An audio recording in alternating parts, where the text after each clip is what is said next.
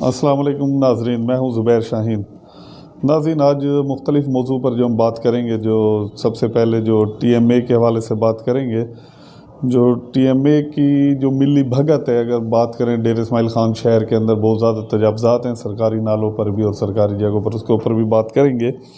इसी हवाले से तहरीक इंसाफ के हवाले से कुछ इस किस्म की ख़बरें आ रही हैं। जो लोग हैं तहरीक इंसाफ के ज़िम्मेदार हैं इलाकाई सतह पर मुख्तलिफ वार्डों के, वो तहरीक इंसाफ छोड़ कर जो दूसरी जमातों में जा रहे हैं। इसी हवाले से जो DHQ के हवाले से बात करेंगे। जो BOG है, जो नर्सिंग स्टाफ के साथ जो उनके मामला चल रहे हैं, कल एक उन्होंने इजलास तलब किया है और अब देखा यह जाएगा कि वफाकी वज़ीर साबिक़ जो अली अमीन ख़ान गंडापुर हैं, उनके जो बात हैं या उनके दावे को पूरा किया जाता है या नहीं किया जाता। इसी तरीके से जो दूसरी बात है, जो तहरीक इंसाफ की जानिब से बाकायदा ऐलान कर दिया गया है इमरान ख़ान की जानिब से कि अगर मार्च तक इलेक्शन नहीं की जाते तो असम्बलियाँ वो तहलील इसी माह में कर सकते हैं। अगर बात करें डेरा इस्माइल ख़ान के हवाले से बात करेंगे। कुछ जो नई एडमिनिस्ट्रेशन आई है पुलिस के अंदर, जो चोरियां हैं उनमें भी इजाफा होता जा रहा है। जो अवाम है, शहरी हैं, उनमें तशवीश पाई जाती है। तो इसके साथ साथ नाज़रीन, जो सैलाब की सूरत हाल थी, जो हालिया सैलाब आए थे उसी हवाले से उसके ऊपर भी बात करेंगे। जो मखदूज सूरत हाल है मुख्तलिफ़ इलाकों की, उसके ऊपर कुछ बात करेंगे। और कुछ नाज़रीन, जो साबिक़ वफाकी वज़ीर के जो पर्सनल सेक्रेटरी हैं लतीफ़ ख़ान नियाज़ी के हवाले से कुछ जो शवाहिदों का सिलसिला है वो भी हमारे पास जारी है। उसके ऊपर मुख्तसर सी कोई बात उस पर भी करेंगे। नाज़रीन, सबसे पहले जो बात करते हैं वो जिस तरह तहरीक इंसाफ के जो चेयरमैन है इमरान ख़ान साहब, उन्होंने बाकायदा ऐलान किया है और कहा है वफाकी हुकूमत को, अगर जनरल इलेक्शन नहीं कराए जाते, वफाक की जानिब से कोई ऐलान नहीं किया जाता, जो KPK असम्बली है और पंजाब असम्बली है, दिसंबर में उनको बिल्कुल तहलील कर दिया जाएगा, फिर आम इलेक्शन के अंदर जाया जाएगा। अब सवाल ये पैदा होता है कि सोचने की बात यह है कि पंजाब असम्बली, पंजाब में हो या KPK के अंदर हो, जो हुकूमत है वो पाकिस्तान तहरीक इंसाफ की है। अगर इसी तरह बात करें GB में, गिलगित बल्तिस्तान में, वो पाकिस्तान तहरीक इंसाफ की, आज़ाद कश्मीर में भी पाकिस्तान तहरीक इंसाफ की हुकूमत है। ख़ान साहब कहते हैं कि अगर मार्च तक इलेक्शन की डेट नहीं देती हुकूमत, इस चीज़ पर रजामंदी ज़ाहिर नहीं करती, तो हम पंजाब और KP की जो असम्बली है उनको तहलील कर देंगे, उसके बाद हम इलेक्शन में जाएंगे। अब दूसरी जानिब ज़ाहिर है वफाक की जानिब से क्लियर कट ये मैसेज दिया गया है कि जहाँ जिन सूबों की असम्बलियाँ तहलील की जाएंगी वहाँ पर इलेक्शन होंगे, वफाक का इलेक्शन नहीं होगा। अब सवाल यहाँ ये पैदा होता है, क्या खान साहब आप एक वाहिद आपकी ऐसी जो हुक्मरान जमात में है आप, कि आप अपनी ही असम्बलियाँ तहलील करके क्या दोबारा इलेक्शन में जाएंगे और फिर आएंगे? क्या यही प्रोसेस होगा? जब आपकी ऑलरेडी हुकूमत है तो फिर आप ये क्या साबित करना चाहते हैं, क्या मैसेज देना चाहते हैं? और दूसरा जो हम देखा भी जाए, ज़ाहिर बात है पूरी पाकिस्तानी कौम भी देख रही है, तमाम की नज़र खसूसन बात की KPK आपका वो सूबा है, फुल फ्लैज आपकी गवर्नमेंट है कि जहाँ से आपके जल से जलूस धरने की जो सियासत है उसको KPK के बाइस वो परवान चढ़ती है। जिस तरह माजी करीम में कहा जा रहा था कि भाई जहांगीर तरीन है या अलीम खान, मुख्तलिफ भी ATMs हैं वो चली गई, अब चल, लेकिन आपकी जो हुकूमतें थी, अब उन हुकूमतों से आपकी तहरीक जो है वो चल रही थी, उसमें काफ़ी फ़ायदे थे, चाहे KPK हो या पंजाब हो। और दूसरी बात ये भी है, ज़रा मजाक का, कि आप बनी गाला नहीं जाते, अब जमान पार्क में है, लाहौर में है, तो अगर वो असम्बली आप ख़त्म कर देंगे तो फिर आप कहाँ जाएंगे? GB में जाकर रहेंगे या आज़ाद कश्मीर में रहेंगे? ज़ाहिर है पंजाब की हुकूमत भी चली जाएगी, KP की चली जाएगी। जो एक परसेप्शन बनी हुई है कि खान साहब की हुकूमतें गिरफ्तारी होगी, जिस तरह खदशात रहते हैं, तो गिरफ्तार तो ये आपके लिए काफ़ी मसाइल पैदा हो जाएंगे।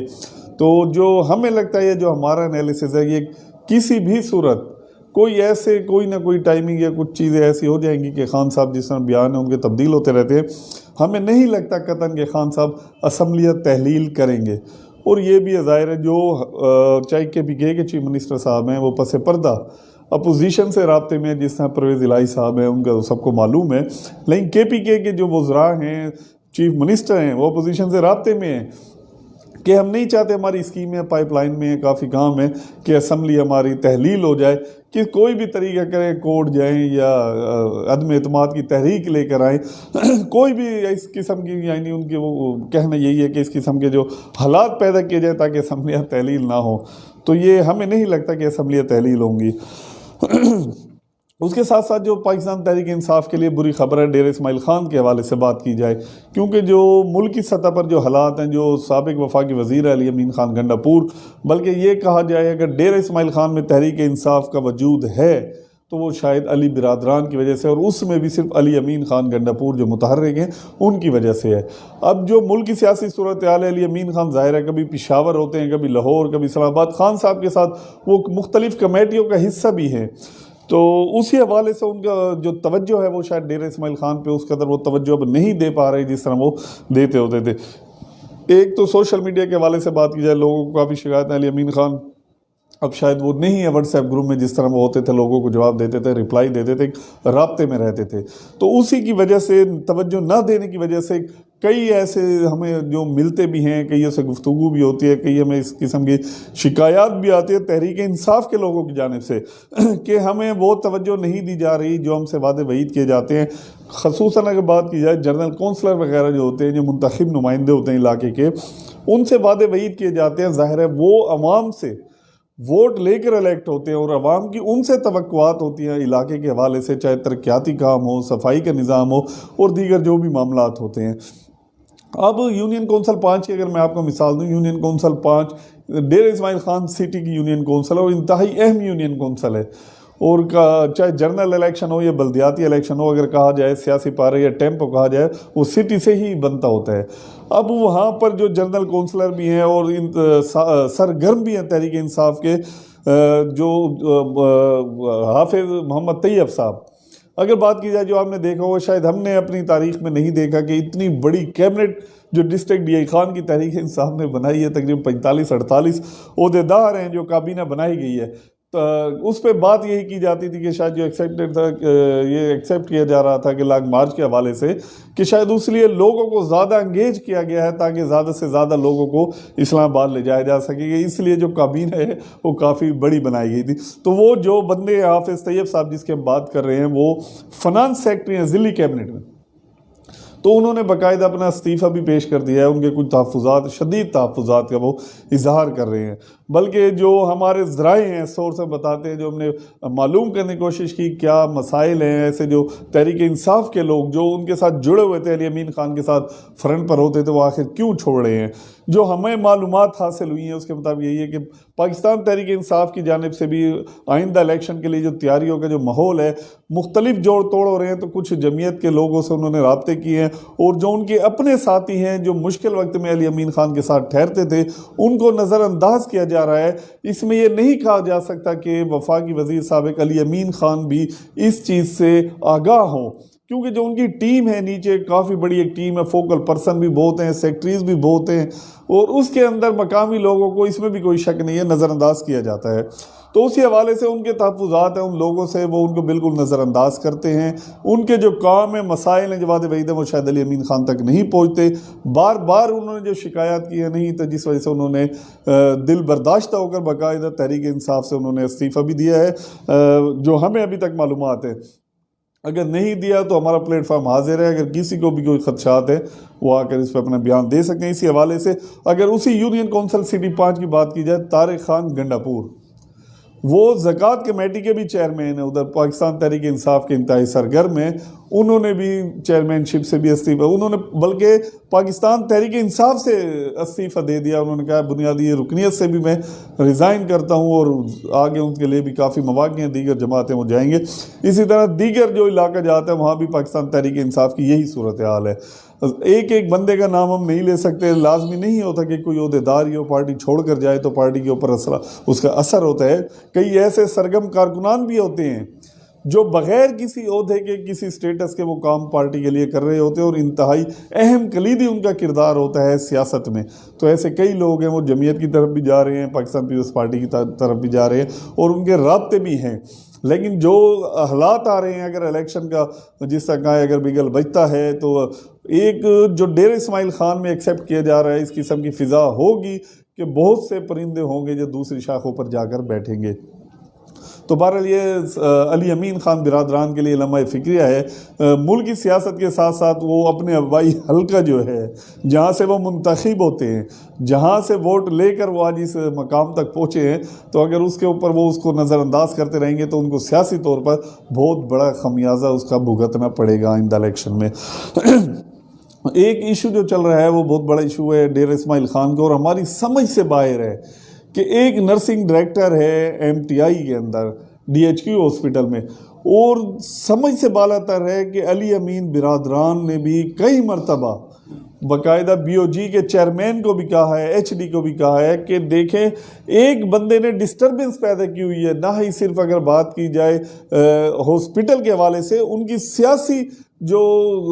سیاسی کارکردگی ہے اس کے اوپر بھی وہ اثر انداز ہو رہے ہیں، کیونکہ جو نرسز ہیں ایک بڑی تعداد ہے، جو سینکڑوں کی تعداد میں خاندان ہیں، ہزاروں کی تعداد میں وہ ووٹ رکھتے ہیں، اور ان میں جو علی امین برادران کی جانب سے تشویش پائی جاتی ہے، غم و غصہ پایا جا رہا ہے کہ یہ لوگ ہمارے ڈیرہ اسماعیل خان کے اوپر بات کرتے ہیں، ڈیرے دا حق ایتھے حق کی وہ مثالیں ہم سے تو ظاہر ہے ملاقاتیں بھی ہوتی ہیں، بتاتے بھی ہیں، ان کی جو فیملی ممبر ہیں وہ ہمارے ساتھ شیئرنگ بھی کرتے ہیں، کیونکہ وہ نرسز جو ہیں وہ سرکاری ان کی جاب ہے، سول سرونٹ ہے، وہ کیمرے کے سامنے خود نہیں آ سکتی، نہ ہی اپنے بتا سکتے، لیکن پوری فیملی،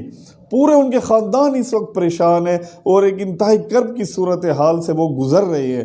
ایک طرف جہاں ان کے مطالبات نہیں مانے جاتے، کمیٹیوں کے ایک طرفہ فیصلے کیے جاتے ہیں، ان کو نظر انداز کیا جاتا ہے، علی امین خان 10 دن کا ٹائم دیتے ہیں، کالے کرتے ہیں، وہ ویڈیو بھی ہم نے آپ کو دکھائی تھی۔ اس کے بعد جو نئی لیٹسٹ خبر ہے ناظرین، یہ پکی خبر ہم بتا رہے ہیں، جو علی امین برادران کے ہم نے اس ویڈیو میں بھی آپ کو بتایا تھا کہ وہ چاہتے ہیں کہ یہ تبدیل ہو جائے، لیکن یہ بات سمجھ سے باہر ہے کہ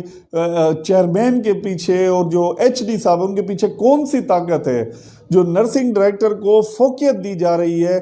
سینکڑوں جو نرسز ہیں ان کے اوپر ایک سیٹ کو، اور تمام جو معاملات ہیں ان کو ڈسٹرب کیا جا رہا ہے۔ اور کافی اس کے پورے ہاسپٹل کے اندر اگر آپ جاتے بھی ہیں، کسی وارڈ میں جاتے ہیں تو آپ دیکھیں گے جو ٹریٹمنٹ کا عمل بھی اگر کہا جائے جو نرسز کا ہوتا ہے وہ کافی پریشان نظر آتی ہیں، ان کے جو لہجے ہیں، ان کی طبیعت کے اندر بھی چڑچڑاپن محسوس ہوتا ہے، کافی ڈسٹربنس ہے، اور اس سب کا ذمہ دار ایچ ڈی اور چیئرمین صاحب ہوتے ہیں جو سنجیدہ مسئلہ ہے اس پر توجہ نہیں دے رہے۔ علی امین خان نے ایک بار پھر، جو ہمیں ذرائع بتاتے ہیں، ایک بار پھر انہوں نے کلیئر کہا ہے چیئرمین صاحب کو، رضا غالباً ان کا نام بھی ہے، رضا خان، کہ یہ 5 یا 6 دن ہے آپ کے پاس، آپ اس چیز کو، معاملے کو فوری طور پر سنجیدہ لیں اور اس کو حل کریں۔ آخر اس کے پیچھے ایسی کون سی طاقتیں ہیں جو ہمارے پورے ہاسپٹل کے نظام کو ڈسٹرب کر رہا ہے، ہمارے ڈی اے خان کی عوام کے اندر ہماری خواتین کے ساتھ جو بدتمیزیاں ہوتی ہیں، ان کی شکایات آ رہی ہیں، ہر بندہ علی امین خان کے ساتھ ٹچ ہوتا ہے، وہ ان کو ظاہر شکایتیں بھی جا رہی ہیں، فیملیز کی طرف سے دیگر جا رہی ہے، تو یہ کیوں بی او جی والے ممبران ہیں جو علی امین خان کی بات نہیں مان رہے؟ بلکہ اگر یہ کہا جائے مبینہ طور پر اگر اس لفظ کو بھی استعمال کیا جائے، یا ہر زبان زدام بھی ہے، تو علی خان شاید آپ اس نوٹس میں ہے یا نہیں ہے، الزام ہے، یہ ہم یہ نہیں کہتے، مبینہ طور پر الزام لگایا جاتا ہے کہ جو نرسنگ ڈائریکٹر صاحب ہیں تقریباً کوئی لاکھوں روپے، 10 لاکھ سے زائد کی رقم میں کہا جاتا ہے، زبانی زدام ہے، 12 لاکھ روپے دے کر جاب پر آئیں، بھائی یہ الزام ہے، یہ ٹھیک ہے، لیکن ہم بارہا مرتبہ پہلے بھی کہہ چکے ہیں اور آج بھی کہتے ہیں، چاہے بی او جی کا کوئی بھی ممبران ہو، ہاسپٹل کا ہو یا نرسنگ ڈائریکٹر ارشاد حسین صاحب ہو، جس ٹائم بھی اپنا موقف دینا چاہتے ہیں وہ ہمارے پلیٹ فارم ان کے لیے حاضر ہیں، وہ آ کر اپنا موقف دے سکتے ہیں۔ ہم نے بھی کئی مرتبہ رابطہ کیا ہے لیکن وہ جواب نہیں دیتے اور نہ ہی ہمارے کسی پروگرام میں وہ آتے ہیں، لیکن جو معاملات ہیں ظاہر ہم تو وہی پکچر دکھاتے ہیں، جو شواہد ہوتے ہیں موقع پہ یا جو موقع کی صورتحال ہے وہ لیٹسٹ ہم آپ تک پہنچاتے ہیں۔ تو بہرحال ہوپ یہی کی جا سکتی ہے کہ علی امین خان نے اس چیز کا بیڑا اٹھایا ہے اور انہوں نے کہا ہے کہ یہ جب تک نرسنگ ڈائریکٹر ہے اس کو ڈیرہ اسماعیل خان سے لازمی ٹرانسفر کیا جائے، کیونکہ وہ نہیں چاہتے کہ ایک ڈائریکٹر کی وجہ سے پورے ہاسپٹل کا نظام ڈسٹرب ہو اور جو سیاسی معاملات ہیں ان کے لیے بھی آگے خطرناک صورتحال اختیار کر جائیں۔ جو ان کے ووٹر، اگر ظاہری بات ہے سیاست دان جو ہوتے ہیں ووٹوں سے ہوتے ہیں، عوام سے ہوتے ہیں، اور یہ ڈیرہ اسماعیل خان کی جتنی بھی یہ نرسز ہیں ان کا تعلق ڈیرہ اسماعیل خان سے ہے اور یہ انہی حلقوں کے رہنے والے ہیں۔ بلکہ یہاں ایک چیز اور بھی میں ناظرین آپ کو بتانا چلوں، اور یہ سابق وفاقی وزیر علی امین خان صاحب کے لیے بھی ہیں، بی او جی کے جو ممبران ہیں ان کے لیے بھی یہ میسیج ہے۔ آج میری جو ملاقات ہوئی ہے، میں نام کسی کا نہیں لینا چاہتا، کچھ نرسز ہیں ان کے جو فیملی ممبر ہیں چاہے ان کے ہسبینڈ بھی تھے، ان کے بھائی بھی تھے، ان کے رشتہ دار ہیں، ریلیٹیو ہیں، ایک وفد سے باقاعدہ ہماری میڈیا کی ملاقات ہوئی ہے، جو میل ہیں ان کے، اور انہوں نے شدید تحفظات سے جو ہمیں آگاہ کیا ہے، میڈیا کو بھی کہا ہے کہ یہ آخر ڈیرہ اسماعیل خان میں کیوں زیادتی ہمارے ساتھ ہو رہی ہیں، ہمارے لوگوں کو برا بھلا کہا جاتا ہے، وہی نرسنگ ڈائریکٹر پھر وارڈوں میں جاتا ہے، جو ان کے ایم ٹی آئی کی نرسز ہیں دوسری ہیں، ادھر جا کر وہ پھر باقاعدہ شرارت کرتے ہیں اور کہتے ہیں کہ میرا کیا ہو گیا ہے، اور میں آج بھی اسی سیٹ پر ہوں، مجھے یہاں سے کوئی نہیں ہٹا سکتا، بلکہ یہاں تک بھی وہ کہتے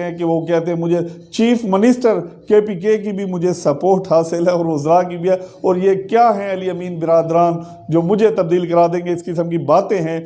جس طرح نے کہا کہ وہ اپنا موقف دینا چاہیں وہ بھی دے سکتے ہیں، یعنی وہ کھلا چیلنج کر رہے ہیں کہ علی امین برادران ہو یا کوئی بھی ہو، ان کا کچھ بھی نہیں کر سکتے۔ تو انہوں نے ہم سے جو بات کی ہے میڈیا سے، جو ان کی فیملی ممبر، انہوں نے کہا آئندہ 24 یا 48 گھنٹے کے اندر اگر یہ مسئلہ حل نہیں ہوتا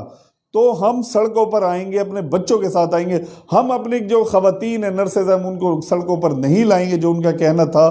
بلکہ ہم خود سڑکوں پر نکل کر آئیں گے اور شدید احتجاج کریں گے، اور برملا ہم اعلان کریں گے اگر علی امین برادران ہمارے مسائل حل نہیں کر سکتے، جو ہم آپ کو ووٹ دیتے آئے ہیں اور دے رہے تھے اور PTI کو ہم سپورٹ کرتے تھے، کھلا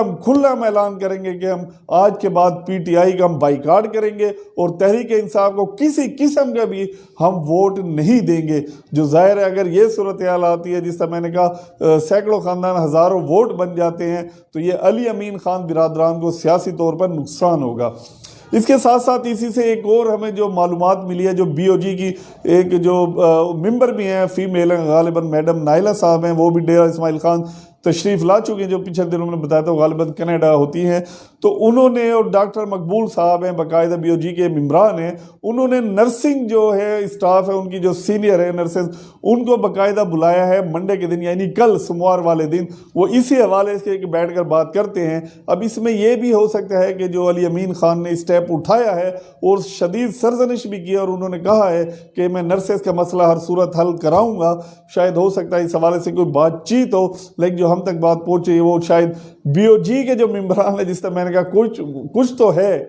کوئی تو ایسی ہے جس کی پردہ پوشی کی جا رہی ہے، جو معاملات ہیں اس کو ریموو نہیں کیا جا رہا۔ ڈیرہ اسماعیل خان وہ دوبارہ کوشش کرنا چاہتے ہیں کہ ارشاد حسین میں اور نرسز میں جو معاملہ ہے وہ حل ہو جائے، لیکن جو ابھی تک ہم نے دیکھا ہے نرسز کا ایک ہی موقف ہے کہ یہ بدتمیز ہے، یہ ہراساں کرتا ہے، ڈیرے والوں کو گالیاں دی ہیں، اس لیے ہم اس کو کسی صورت بھی ہم ادھر برداشت اس کو نہیں کر سکتے، اور اس کے حوالے سے انہوں نے جو شدید احتجاج بھی کیا ناظرین وہ بھی آپ کے سامنے ہے۔ اب یہ کل ہی ہوتا ہے کہ دیکھیں وہ علی امین خان کے جو علی امین برادران بھی کہا جائے، ان کے بھائی ابھی بھی منسٹر ہیں صوبائی کیبنٹ کو، تحصیل میئر بھی ہیں، ان کے حلقے ہیں، کیا اب ان کے جو وعدے ہیں دعوے ہیں ان کی لاج رکھی جاتی ہے، یا BOG علی امین خان کو جس طرح پہلے سرخ جھنڈی دکھاتے آ رہے ہیں ابھی بھی شاید ان کا کہنا نہ مانے۔ اس کے ساتھ ساتھ ڈیرہ اسماعیل خان میں جو ایک اور جو تشویشناک صورتحال جو ان دنوں میں اگر کہا جائے، اسی عشرے میں اگر کہا جائے، ایک تو یہ ہے کہ ہماری جو ایڈمنسٹریشن ہے پولیس کی وہ تبدیل ہوئی ہے، RPO صاحب بھی نئے آئے ہیں، DPO صاحب بھی نئے آئے ہیں، اور ابھی تک جو ان کی جانب سے میسج دیے جا رہے ہیں عوام کو حوصلہ بخش ہے اور اچھے ہیں، اطمینان بخش ہے، لیکن ظاہر ہے کہ کوئی بھی نئی کمان آتی ہے تھوڑا بہت ٹائم اس کو لگتا ہے، وہ تمام حالات دیکھتے ہیں اپنے ڈیرہ اسماعیل خان کے ڈسٹرکٹ لیول پر بھی اور ریجن کی سطح پر بھی، وہ تمام حالات اپنے دیکھیں گے، اس کے مطابق ہی تبدیلیاں وغیرہ یا جو بھی اصلاحات یا جو بھی انہوں نے اس کے اندر ڈسپلن یا اگر کہا جائے ایکشن لینا ہے یا دیگر جو بھی ہیں، وہ اس کے بعد ہی آگے یہ پروسیس ہوتا ہے، کیونکہ اب ڈیرہ اسماعیل خان کے اندر کچھ دنوں میں اب دیکھا یہی جا رہا ہے کہ جو چوریاں ہیں، ڈکیتی ہیں، ان کی شرح میں اضافہ ہو رہا ہے، تو لوگوں میں تشویش پائی جا رہی ہے، تحفظات پائے جا رہے ہیں۔ کئی لوگ ہمارے ساتھ میڈیا سے ٹچ ہوتے ہیں کہ آپ جس طرح پہلے آپ آواز اٹھاتے تھے کہ یہ چوریوں اور ڈکیتیوں کے خلاف، آج کل میڈیا وہ آواز کیوں نہیں بن رہا، اور خصوصاً ہمارے سوشل میڈیا کلب والے جو ممبران سے رابطے کرتے ہیں کہ آپ پولیس کے ساتھ آپ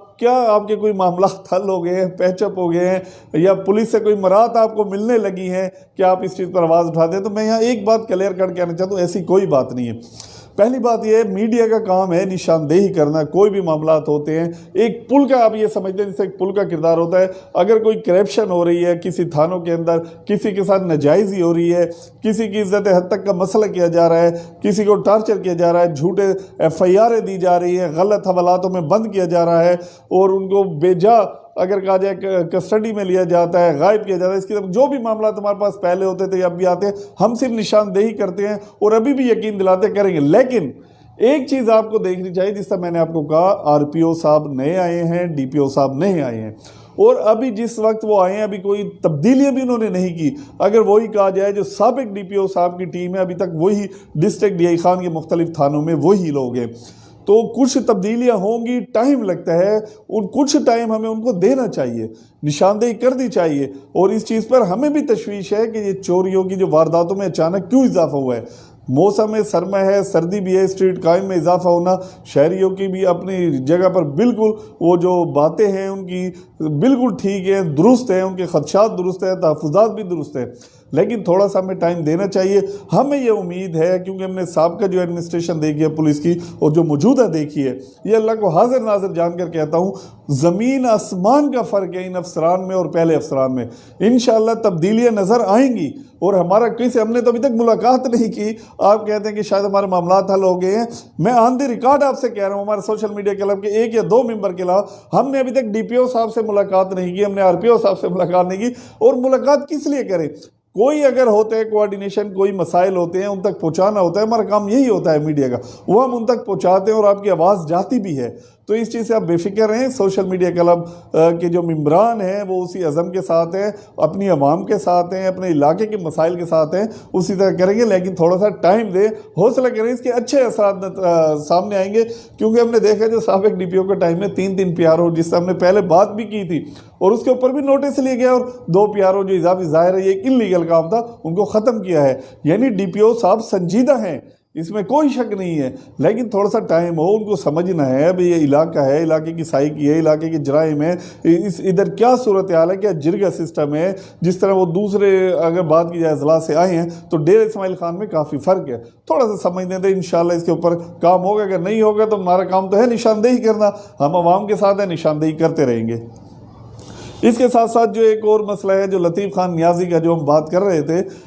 کافی شواہد بھی آ چکے ہیں۔ اب لطیف خان نیازی کون ہے، کافی لوگ ڈسکشن کرتے ہیں یمین خان کی، میں صرف اتنا کہوں گا جی یہ کون سا ایسا سورس آف انکم یا کون سے ایسے آمدن کے ذرائع ہیں کہ ایک شخص، میں تھوڑی سی بات کروں، ڈیٹیل جو بات ہوگی وہ انشاءاللہ جو پیکیج ہوگا وہ میں آپ تک پہنچاؤں گا، ایویڈنس کے ساتھ، ویڈیو کلپ کے ساتھ۔ صرف میں اشارتاً آپ کو یہ بتاتا ہوں، وہ ذرائع ہمیں بھی معلوم ہونے چاہیے ڈیرہ اسماعیل خان کے لوگوں کو، کہ کوئی شخص اگر 2600 روپے مہینے پہ کام کرتا ہے، اور ان دنوں میں باقاعدہ راشن کارڈ بھی ہوا کرتے تھے، اور اس کے ساتھ ساتھ پھر ریڑیاں بھی لگائی گئی ہیں، اور اچانک 2010 کے عشر کے بعد